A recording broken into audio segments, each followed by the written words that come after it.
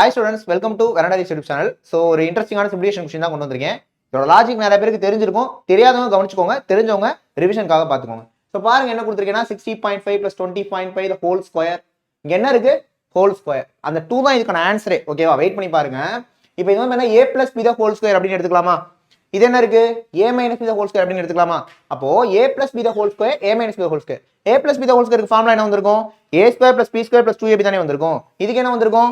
a square plus b square minus 2ab அப்படினு வந்திருக்கும். எனக்கு அந்த 2ab கேன்சல் ஆகி என்ன கிடைச்சிருக்கும்னா மேல வந்து பாத்தீங்கன்னா a square plus b square plus a square plus b square அப்படினா மேல இருந்திருக்கும். கீழ என்ன இருக்கு நமக்கு? a square plus b square அப்படின்றது இருக்கு. ஓகேவா?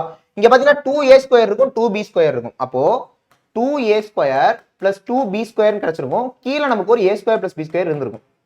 இப்போ ரெண்டுத்துலயுமே 2 காமனா வெளிய எடுத்தீங்கன்னா a square plus b square மட்டும் பேலன்ஸ் இருக்கும். கேன்சல் பண்ணோம்னா ஆன்சர் என்ன வந்திருக்கும்னா 2ன்றதா வந்திருக்கும். ஓகேவா? இது ஆல்ரெடி தெரிஞ்சவங்க ரிவிஷனுக்காக யூஸ் பண்ணிருப்பீங்க, தெரியாதவங்க கத்துட்டு இருந்திருப்பீங்க புதுசா. இதே மாதிரி லாஜிக்ஸ் புதுசா லேர்ன் பண்ணீங்கன்னா சேனலை சப்ஸ்கிரைப் பண்ணிட்டு பாருங்க.